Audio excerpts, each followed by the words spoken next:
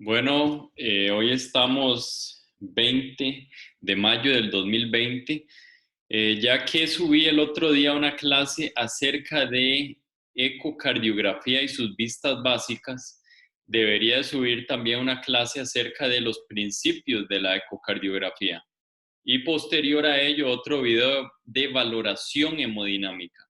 Entonces el video de hoy que pretendo presentarles es de una charla que hice en 2018 acerca de los principios de la ecocardiografía. Entonces, eso es lo que les voy a demostrar a continuación. Vamos a ver cómo funciona esto. Soy nuevo usando esto. Entonces, tenemos que hay diferentes cosas que tenemos que comprender respecto al ultrasonido.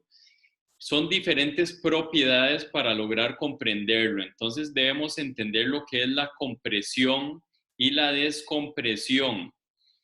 El ultrasonido es un sonido que ya vamos a ver cómo funciona, pero es de una forma ondulante, como estamos viendo ahí, ondulante que va a tener una amplitud que va a ser basado en ese eje Y, en el cero, va a ir hacia arriba y hacia abajo.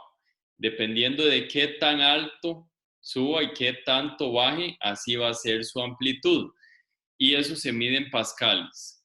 Luego vamos a tener la frecuencia. La frecuencia lo van a dar los ciclos por segundo, o sea, se mide en hertz y más o menos nos dice que a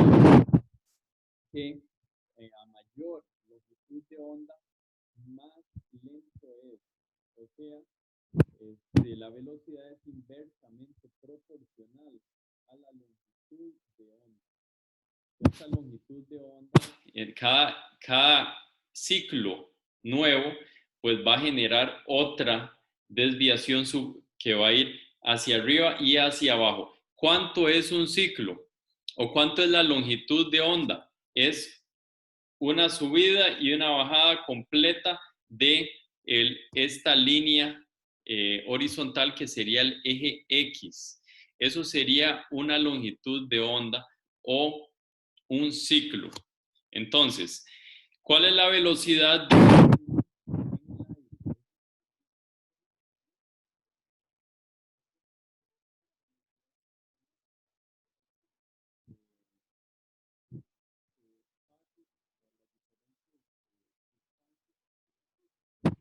Así vamos a ver cómo esto afecta las imágenes que vamos a conseguir. Entonces, en el aire, como todo está bastante esparcido, como no es tan denso, la velocidad es de 330 metros por segundo. Ahora veamos qué sucede con el agua. En el agua se aumenta mucho, 1479 metros por segundo. En metal, 4000 metros por segundo. En tejidos, 1540 y en sangre 1570. Entonces, ¿qué podríamos decir? Que nuestro cuerpo principalmente está compuesto por agua. Hombres alrededor del 70%, mujeres alrededor del 60-65%. Somos mucha agua y lo que no es agua van a ser, bueno, los tejidos, distintos tejidos, no somos metales. Entonces, por eso es que en general las velocidades del sonido dentro de nuestro cuerpo va a andar por ahí entre los 1480 y los 1570 metros por segundo. Y eso es importante porque el transductor que vamos a usar toma en cuenta más o menos la velocidad que dura el sonido en nuestro cuerpo para hacer ciertas inferencias que nos van a generar imágenes. ¿Por qué les estoy enseñando esto aquí? Esto es un animal que usa el sonar o el ultrasonido para lograr localizarse en el espacio. Ellos en realidad no ven muy bien, pero ellos emiten sonidos que son prácticamente imperceptibles para el oído humano y estos sonidos rebotan en las cavernas, pues estar totalmente oscuro y rebotan estos sonidos y así no chocan y se desbaratan contra las paredes, así logran localizar a dónde están. Usando este mismo principio es que nosotros los seres humanos usamos el sonar, y el sonar se usó inicialmente para descubrir más o menos hasta dónde llegaban las profundidades de nuestros mares, cómo era la geografía a kilómetros de distancia de profundidad, y así es como nos dimos cuenta más o menos que eran las posibles distancias de la superficie a la que estaba, digamos,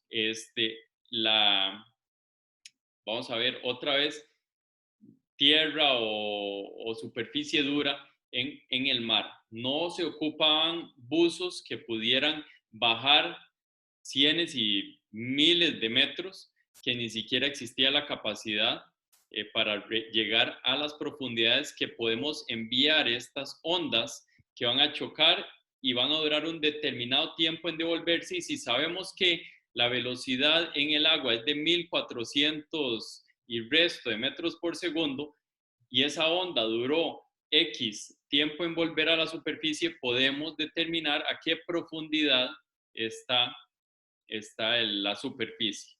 Entonces, más o menos por ahí empezó, y esto es el rango del sonido, ¿verdad?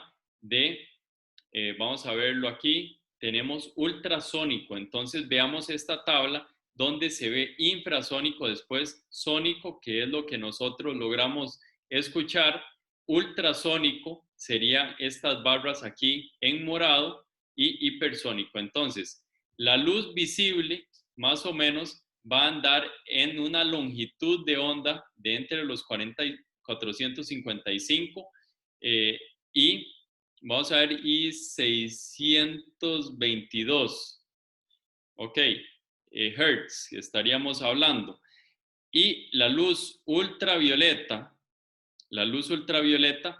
va a andar por aquí mucho más abajo bueno, no mucho más abajo de la luz visible, pero sí inferior a lo que nosotros podemos ver. Entonces, aquí tenemos otra representación en donde mostramos que el oído humano puede ver este rango, el rango amarillo. Después tenemos Power Ultrasound, que no se usa mucho. Después tenemos rango extendido. Aquí hay un par de aplicaciones que no son tanto en el área médica, y estas son aplicaciones ya en el área médica diagnóstica, porque me parece que hay ciertos tipos de ultrasonido médica terapéutica que usan esto. No sé si la litotripsia puede ser una, pero bueno, este video queda aquí para que me corrijan si me equivoco en algo, y la idea es aprender también. Entonces, esta rango entre los 2 MHz y los 10 MHz es donde usamos el ultrasonido para fines diagnósticos. Entonces, lo vamos a ver esquemáticamente a continuación. Aquí tenemos diferentes insectos que usan diferentes rangos de sonido, hasta notas musicales, ¿verdad? Aquí vemos los murciélagos, 70 kHz, y después aquí, en estas longitudes de onda más grandes comparadas con el murciélago, en los 3 MHz tenemos el ultrasonido, el probe de ultrasonido. Entonces, ¿cuándo nace la ecocardiografía? En 1880 se inicia la ecocardiografía. Es hasta 1950 que Karl Helmut Hertz y Inge Edler son los primeros, en incurrir en la parte de la cardiología. Tal vez desde 1880 ya se hizo algún primer intento en ultrasonido, pero es hasta 1950 que estos dos, los padres de la ecocardiografía, Hertz y Edler, terminan publicando en 1954 un artículo en donde ellos usan el modo M, que lo veremos a continuación, en la estenosis mitral. Luego, en el 69, usan el Doppler, que sería una nueva tecnología para evaluar insuficiencia aórtica, insuficiencia mitral, y en el 65 Feigenbaum es el primero que logra detectar un derrame pericárdico con esta tecnología. Entonces, más o menos, ¿cómo funciona esto? Esto funciona en un emisor y un receptor. Entonces, este emisor y el receptor tienen que estar localizados en el mismo punto. Esa función la tiene que cumplir el ultrasonido o el transductor del ultrasonido. Aquí vemos en línea, con una línea amarilla, la emisión del sonido, y ese sonido va a chocar con superficies y dependiendo de dónde choque va a rebotar y va a volver y se va a recibir. Entonces así es como vamos a ver cómo se generan las imágenes a continuación. Entonces, aquí tenemos el ultrasonido que está generando esta emisión de sonido y como podemos ver hay diferentes capas o diferentes estructuras con las que está chocando este sonido. Entonces, en la primera vemos cómo se devuelve la mayoría hacia el transductor. Después vemos una línea más finita en la segunda interfase. Y en la tercera interfase vemos una línea mucho más fina de lo que está devolviéndose. ¿Por qué razón? Porque dependiendo de la consistencia de estos tejidos y también de cuánto ha tenido que pasar este haz de ultrasonido, así es como se va a generar la imagen. Entonces, a mayor profundidad o a mayor distancia, pues más débil va a llegar esa onda de ultrasonido, entonces ese rebote de la onda va a ser menos fuerte que esta otra, por ejemplo. Entonces, aquí tenemos la representación de un pescado. Entonces, vean, aquí estamos encima de la superficie del agua, aquí está el pescado, y esto sería la representación de lo que generaría diferentes líneas de escaneo. Recuerden que aunque el ultrasonido tiene una forma, vamos a ver, parabólica o oscilante, igual viaja en línea recta. Esa línea recta es el promedio de esas oscilaciones que al final de cuentas es una línea recta. Entonces, esta línea recta va a venir aquí, aquí tenemos diferentes 1, 2, 3, 4, 5, 6, 7, 8, 9. Entonces cada uno de estos va a emitir un sonido y según choque con el pescado va a rebotar y generar información en este transductor y así es como se va a pintar esta delimitación del borde de el pescado. Entonces vamos a ver información adicional, pero quiero agregar a esta imagen superior que aquí se da también lo que sería el principio de atenuación, que es que lo que les acabo de mencionar, la onda de ultrasonido se convierte o se hace más débil así como pasa por más tejidos. Entonces, entre más tejidos tenga que pasar, más débil se va a hacer la onda. Y es por esto que vemos esto. Ese fenómeno se llama de atenuación. Todas esas palabras que acabo de explicar es el fenómeno de atenuación en los tejidos. Aquí lo que estamos viendo sería alguien, vamos a ver, aquí se está tirando, bueno, aquí se está emitiendo la onda de ultrasonido, viene aquí en línea recta, como les mencioné, y va a chocar en los tejidos en diferente, bueno, esto va a ser sobre un espejo, entonces va a chocar sobre una superficie que es plana y entonces va a generar un ángulo y este ángulo va a llegar a otro lugar. Entonces va a llegar a otro lugar y no vamos a recibir información de esto. ¿Por qué razón?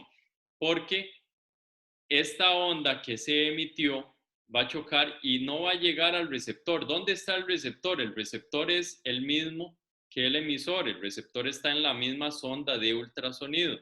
Entonces enviamos aquí la onda y pues no va a llegar. Por eso aquí que está como bateando porque se fue para otro lado. Entonces, ¿cómo es que vamos a generar imágenes? Vamos a generarlas así. ¿Qué vamos a ver aquí?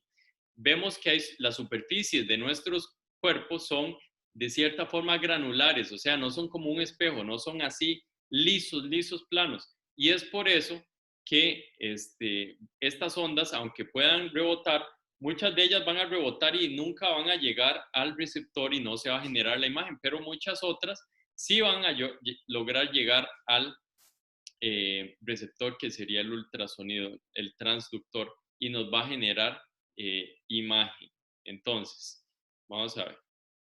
Entonces, el término de scatter es que se van para todo lado. Una vez que choca esa onda sobre el tejido, puede irse en un montón de direcciones y eso es scattering, backscattering, scattering, que es que se va en todas direcciones, pero algunas de estas van a lograr chocar de vuelta con la sonda y nos va a generar información. En 1880 fue que se inventaron estos cristales piezoeléctricos. Aquí es donde nace la idea de ultrasonido. ¿Por qué razón? Porque hicieron cristales piezoeléctricos que tienen básicamente la propiedad de poder enviar y de poder recibir una señal. Entonces, estos cristales generan una corriente alterna y esta corriente alterna hace como un swing, por así decirlo. Esto genera la onda de ultrasonido y esta onda de ultrasonido se le puede cambiar la frecuencia de esta corriente si se cambia la frecuencia de la onda que se está siendo emitida. Entonces se puede variar la frecuencia de la corriente. Estos cristales, si les vuelve a pegar la onda de ultrasonido, entonces otra vez van a resonar o van a hacer un swing, por así decirlo, una oscilación, mejor dicho, y esto va a convertirse en una corriente que va a ser convertida en información integrada y al final convertida en una imagen. Este es la sonda de ultrasonido, por si se preguntaban cómo se veía por dentro, hay un montón de cosas ahí metidas. Y actualmente, aquí vemos los diferentes tipos a través de los años de tecnología de ultrasonido. Entonces, esto fue en el año 2000. Bueno, actualmente tenemos, vean cómo hemos avanzado, este transductor de silicón, la silicona aparentemente viene a revolucionar esta idea de la ultrasonografía porque se pueden meter un montón más de cristales en superficies mucho más pequeñas y eso significa mucho mayor capacidad de resolución espacial como temporal. Entonces, ¿por qué razón silicona va a ser mejor? Ya lo vamos a ver. Aquí tenemos las diferentes tecnologías. Tenemos un cable, ¿verdad? Que va a, ok, vamos a ver. Básicamente se conforma de un cable y este cable va a transmitir y recibir prácticamente información. Ok, ahora vamos a ver qué significa profundidad versus resolución. Veamos la profundidad. A mayor profundidad, ¿verdad? A mayor profundidad, vamos a ver que menor resolución. Entonces, a mayor frecuencia, menor penetración en tejidos. Es por eso que vemos aquí esta línea 7 MHz logra penetrar poco, pero 3 MHz logra penetrar más. ¿Por qué razón? Porque, vamos a ver, con with high frequency, okay, with high frequency, no, alta frecuencia, hacemos poca, alta frecuencia, high frequency, high resolution. Alta frecuencia, alta resolución. Si alta frecuencia genera imágenes con mayor resolución, pero no se puede penetrar mucho en los tejidos. Por eso, alta penetración es sinónimo de poca resolución. Alta penetración es sinónimo de poca resolución. Es por eso que no podemos agarrar una sonda convexa que está hecha para penetración en los tejidos, para ver profundamente y creer que vamos a hacer un ecocardiograma que requiere mucho más capacidad de discernimiento en estructuras que están espaciadas de una forma mucho menor. Entonces, si usted tiene un paciente obeso, usted ocupa baja resolución para que pueda penetrar en los tejidos. Sería genial tener alta resolución, pero si tiene alta resolución no va a lograr llegar a traspasar ese montón de panículo adiposo. Eso sería. La cámara no hace la diferencia. Todas ellas pueden grabar lo que están viendo, pero usted tiene que ver. But you have to see. Ok. Estas es las dos diferencias de dos tipos diferentes de ultrasonido. Tenemos el lineal y el curvilíneo. ¿Qué es la diferencia? Que en general el que usamos en ecocardiografía no es lineal, es curvilíneo. No, perdón, es lineal pequeñito. ¿Por qué? Porque tenemos que meternos entre espacios intercostales muy cortitos. Curvilíneo, bueno, puede generar una region of interest, una región de interés mucho mayor, pero el problema es que no podemos meternos entre costillas porque eso nos va a alterar la información. Entonces, aquí lo que estamos viendo, vamos a ver, aquí vamos a ver los dos conceptos que son resolución lateral y resolución axial.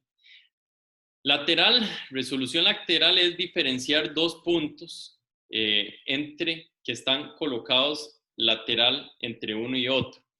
Entonces, ¿de eso de qué depende? Depende de qué tan ancho es la línea de escaneo. Si usted está con una línea de escaneo, que es muy ancha, entonces usted podría estar agarrando en la misma línea de escaneo dos estructuras y no va a poder el aparato diferenciar que son dos estructuras distintas. ¿Cómo les enseño esto? Estos son dos puntos. Si la línea del ultrasonido de escaneo es así de ancha, o sea, si la amplitud de la onda es así de ancha, los va a agarrar los dos en el mismo escaneo y el aparato no va a poder diferenciarlos como dos estructuras diferentes. En cambio, si la línea esta de muestreo, la amplitud es más delgada, entonces digamos que va a ser así, va a agarrar una aquí, otra viene aquí, pasa en medio, ok, no pegué con nada, eso significa que aquí no hay nada, y aquí volví a pegar con otra cosa, va a lograr diferenciarlas como dos cosas distintas. Entonces, la resolución lateral depende de eso. De la ganancia, ¿qué significa? Es una perilla que usted ahí le da vuelta y la ganancia aumenta, digamos, la intensidad de toda esa señal que se está devolviendo. Entonces, si usted aumenta mucho la intensidad, usted puede perder información. Por eso es que en ecocardiografía y ultrasonido se trata de ver con la menor ganancia tal vez posible para poder diferenciar estructuras entre sí. Y la frecuencia también nos va a afectar la resolución lateral. Luego, la resolución axial significa en una misma línea. ¿Cómo voy a lograr yo diferenciar dos puntos que están así? Aquí viene la línea, pa, y aquí hay otra, justo debajo. ¿Cómo voy a poder diferenciarlo? Bueno, lo voy a diferenciar de la siguiente manera, con la frecuencia. Si yo estoy enviando estímulos demasiado frecuentes o continuos, o sea, que no para de enviar señal, entonces, ¿cómo voy a saber yo que este es un punto y este es otro punto si no le doy chance a la señal de que se devuelva y me diga, llegué a un punto, choqué con una partícula y choqué con otra partícula. Si no le doy chance a la onda de ultrasonido que dé una pausa para recibir la información y procesarla, no puedo darme cuenta que hay diferentes puntos en resolución axial. Por eso es que tiene que existir, por eso es que estas ondas son con una frecuencia tira y quita, tira así como estoy haciendo. No es seguido en todo momento porque eso no nos sirve por lo menos para distinguir a ojo estructuras. Eso nos sirve en otras circunstancias que se llama Doppler continuo, que vamos a ver después. Entonces, eso sería lo de resolución axial. Ahora seguimos con esto otro que sería las líneas de escaneo. Estas son las scan lines. Entonces, estas cuántas líneas estoy escaneando en un mismo momento. Vean a la izquierda, hay pocas líneas de escaneo. Entonces son pocas, hay pocas líneas. Y a la derecha tenemos muchas líneas de escaneo. Entonces hay muchas líneas, hay muchos cristales que están enviando sus rayos de ultrasonido, ¿verdad? Estas oscilaciones. ¿Y cuál va a lograr diferenciar mejor estructuras? Pues probablemente la de la derecha, porque estoy enviando mucho más líneas a ver qué son los tejidos en comparación con lo que vemos a la izquierda. Después tenemos los límites del frame rate. Entonces, el frame rate es la tasa de imágenes por segundo. Eso está limitado por el número de líneas de escaneo que tenemos. ¿Por qué razón? Porque hay que esperarse para que vuelva la señal para volver a enviar otra. Entonces el frame rate es limitado por el número de líneas de escaneo. Aquí vemos lo grueso que es esta línea.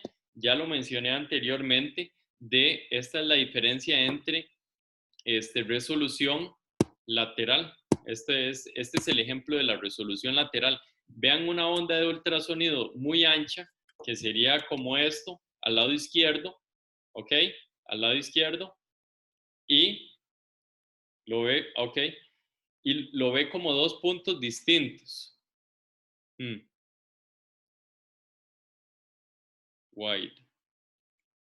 Ajá. Lo ve como dos puntos distintos. ¿Por qué? Porque una línea lo toma y la otra línea también lo toma como dos puntos. Pero si el rayo de ultrasonido no es tan ancho, entonces vean cómo logra diferenciar que un punto es solo un punto. ¿Por qué razón? Porque, vamos a ver, esta es una línea. Esta línea viene, pega aquí, y la siguiente viene y pega aquí. Ok, el computador tomó eso como dos puntos. En cambio, si esto es delgadito, viene, no pega, pega, no pega. Solo un punto. Por eso es importante también qué tan ancha es esta haz de ultrasonido. A más delgado, pues va a ser mejor para lograr diferenciar estructuras. Aquí lo que estamos viendo es pulse repetition period. También estamos viendo de distancias. Estamos viendo qué más y la información de la onda. Entonces, ¿qué es el pulse? El pulso es que tira el impulso, tira la oscilación. El pulse repetition period es que tira la oscilación hasta que se envíe otro. Entonces, pulse repetition es el intervalo entre un pulso y otro. Distancia es el tiempo hasta que vuelva la onda o impulso para que genere una imagen. Entonces la distancia es cuánto fue, pegó, volvió. Esa es la distancia, que va a ser la sumatoria entre lo que fue a pegar a la estructura y devolverse. Hay que esperar que vuelva el impulso hasta dar otro. ¿Por qué? Porque tiene que haber este intervalo. estos intervalos, entre más cortos, mejor la resolución. Entonces, entre más tiempo se envíe el impulso, vamos a ver, hasta enviar otro, pues va a ser peor para la imagen. Entre más rápido se estén mandando impulsos y se estén recibiendo de vuelta, mejor va a ser la resolución. ¿De qué depende el intervalo entre cada impulso? Depende de qué tan lejos está la estructura, depende de qué tan alta es la frecuencia con que se envían. A mayor frecuencia, menor longitud de onda, porque yo no puedo tener una frecuencia de envío de estímulos rápida con longitudes de onda muy largos, porque no se puede dar. O sea, una longitud de onda larga no me va a permitir que yo esté mandando pulsos tan rápido. Entonces, si yo puedo aumentar la cantidad de pulsos emitidos, puedo mejorar la resolución. Y también eso me explica de por qué la longitud de onda me va a limitar la resolución. Si la longitud de onda es muy largo, no puedo recibirlo rápidamente. Eso ya lo hablamos. Por eso hablamos también que a mayor longitud de onda, bueno, mayor penetración en tejidos y más va a durar también en volver. Entonces, más va a durar uno en volver a mandar otro impulso, y ya sabemos que aquí el tiempo es distancia. Entonces, esta duración mayor va a ser distancia mayor. Aquí tenemos diferentes características de tejido, hueso y aire. Entonces tenemos la penetración, que es aquí en tejidos, que bueno, la onda de ultrasonido penetra en los tejidos. En hueso, absorción, que parte de esa onda va a ser absorbida, y en aire, que es reflexión hacia todo lado. Por eso el aire no nos genera una imagen, no nos genera eco, lucidez, nos genera interferencia que no nos permite ver nada. Aquí es la resolución de contraste. Entonces, la resolución de contraste es la capacidad para distinguir en escalas de grises, y el ruido acústico puede afectar la resolución de contraste, que lo vamos a explicar a continuación. Este es uno de nuestros hospitales principales, y esto que estamos viendo aquí es la escala de grises. Nosotros los humanos podemos ver vemos 32 escalas de grises de 256 existentes. O sea que estamos limitados nosotros también. No es solo el aparato, sino que nosotros tenemos nuestra propia limitación. Aquí vemos que la señal que se va a enviar tiene una frecuencia X, y la que se devuelve usualmente es igual. La curva inferior que vemos muestra dos curvas, la amarilla, y la amarilla es el espectro armónico secundario. Yo puedo escoger cuál de estas diferentes frecuencias que se devuelven son la que quiero ver. Es aquí donde yo puedo cambiar un poco el preseteo de qué es lo que quiero ver, y la imagen lineal fundamental, que sería la rosada, es muy similar a la enviada. Vamos a ver. La imagen armónica, que es la amarilla, tiene menor amplitud y menor artefacto, y nos genera una mejor imagen. Es por esto que podemos diferenciar una imagen de arriba versus la de abajo, lo que hacen las armónicas. Arriba vemos el efecto de la imagen lineal fundamental, y abajo vemos la armónica. Vemos como la cavidad es más oscura en la armónica. El borde endocárdico y las valvas se ven mejor delimitadas. ¿Por qué? Porque hay menor ruido acústico, y se van a eliminar muchas de esas ondas de mayor amplitud que no venían al caso aquí, porque probablemente si eran mayor amplitud eran mayor distancia, y estábamos en realidad viendo una estructura que no era tan distante. Entonces probablemente esa información iba a ser contaminación. Esto es el término de frames per second o cuadros por segundo. Este es el frame rate, es el número de imágenes que genera el aparato por segundo. Entonces, por ejemplo, los televisores antiguos generaban entre unas 25 imágenes por segundo versus los televisores HD que generaban 60 imágenes por segundo. En este caso, el eco es mucho más rápido. El eco puede hacer 200 imágenes por segundo, ¿sí? Frames per second, que es mayor al ojo humano. ¿Y cómo sabemos que es mayor al ojo humano? Porque usted puede poner un eco, que ya lo vamos a ver a continuación. Usted puede poner el loop y usted le puede bajar la velocidad al máximo y usted se da cuenta que, wow, está viendo nueva información. Eso es porque almacenó más información. Si usted tuviera la capacidad de ver a la velocidad que genera estas imágenes el eco, pues usted no tendría por qué bajarle la velocidad al eco, porque usted ya hubiera captado toda la información en ese mismo instante, pero nosotros no logramos ver tan rápido y por eso es que hay que bajarle la velocidad para lograr ver los detalles que no habíamos visto. Entonces aquí vemos el eco y su capacidad de ver más rápido que nosotros, de flash, y lo vamos a ver aquí a continuación. Vean la diferencia. Ahí vamos un cine loop normal y aquí lo ponemos le damos vuelta a la perilla, lo vemos despacito y vean otra vez la diferencia, véanlo ahí. Despacio. Esto es algo que nuestro ojo humano no hubiera visto si no fuera porque usamos la capacidad del eco para reducir la velocidad de lo que grabamos. Estas son algunas limitaciones del eco 2D. Entonces tenemos atenuación, que ya vimos lo que era la atenuación, que era la disminución de la amplitud e intensidad al atravesar la onda por un medio. Entonces pierde fuerza, va perdiendo fuerza y de pronto por eso es que lo que vemos allá más distal es más oscuro porque ni siquiera logró la onda llegar a ver por ahí.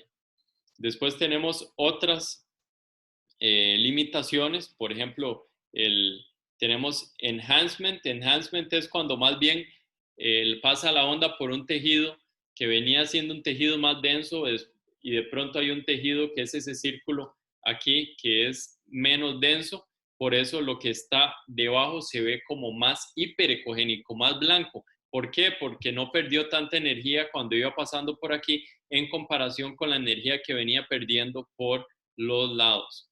Shadowing es una característica, es lo opuesto, que más bien, como vemos aquí, perdió mucha energía y aquí ya no quedó mucha fuerza para esa imagen. Después de eso tenemos que hay absorción, que también hay parte que se queda en los tejidos.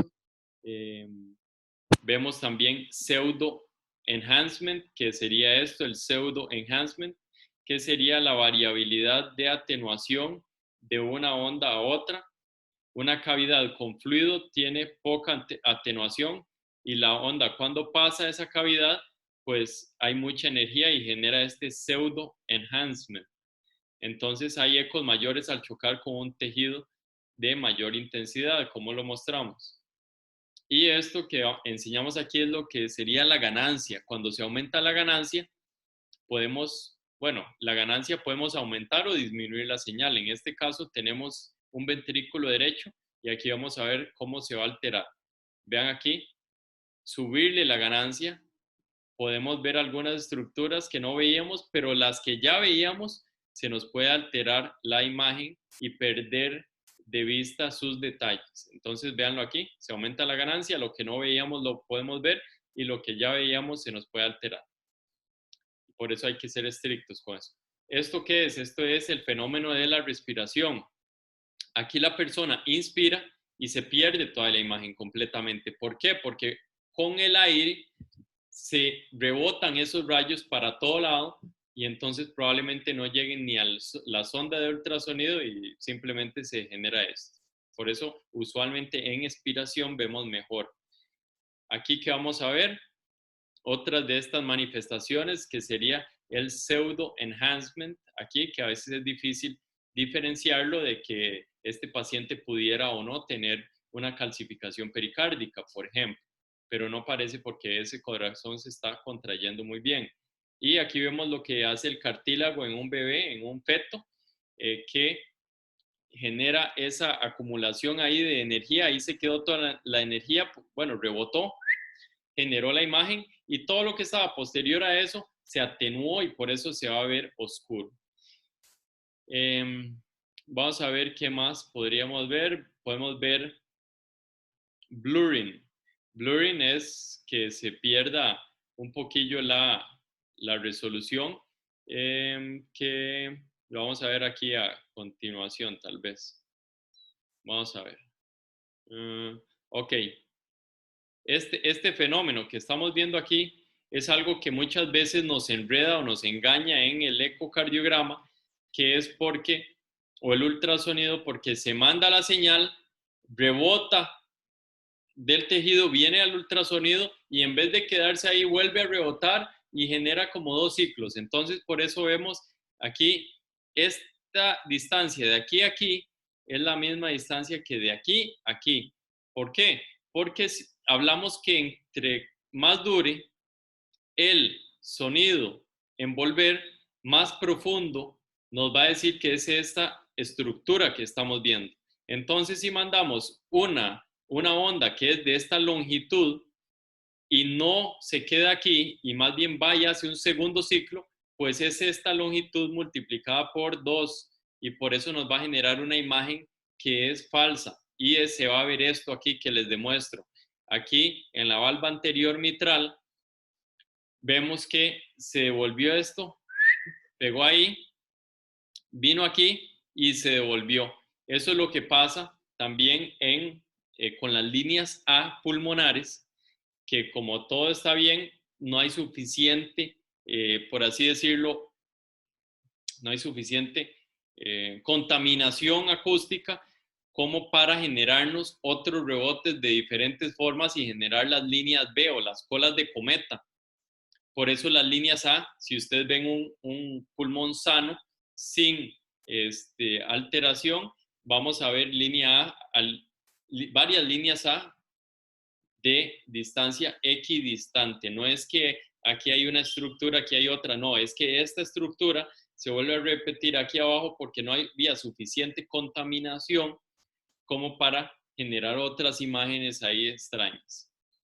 Esto que estamos viendo es otro artefacto que se puede dar, que es que rebote un haz de ultrasonido en otro lado, viene aquí la onda, se envía para acá, rebotó en una estructura, otra estructura y pegó aquí.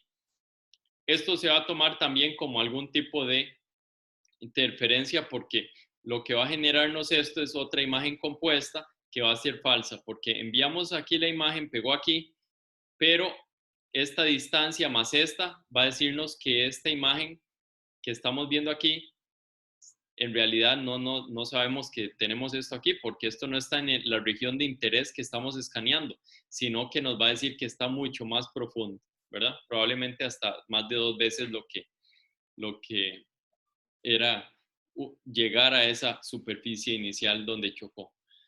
Esto ya lo mencionamos anteriormente, que hablamos que las ondas de ultrasonido debían ser lo más angostas posibles. Ahora vamos a ver arriba a la derecha. ¿Qué tenemos arriba a la derecha? Tenemos un atrio izquierdo muy dilatado con flujo lento y un trombo. Arriba a la izquierda, ¿qué tenemos? Tenemos un infarto agudo de miocardio que también generó flujo muy lento. Y abajo a la derecha tenemos flujo lento en aorta. Vamos a ver, flujo lento en aorta. Entonces, ¿por qué se nos genera eso? Porque cuando hay flujo lento, va a haber de cierta forma una estasis sanguínea y los glóbulos rojos no están viajando tan rápidamente o a la velocidad que deberían de viajar. Y entonces, como eso está más denso, más estancado, nos va a generar más rebotes de estas ondas ultrasonográficas y nos va a generar este fenómeno de smoke, que es lo que estamos viendo aquí.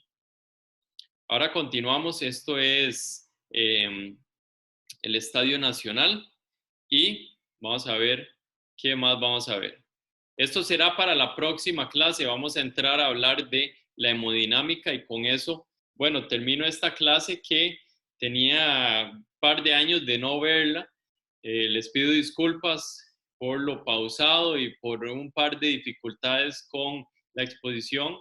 Estoy haciéndolo aquí extra y si a alguien le sirvió, perfecto.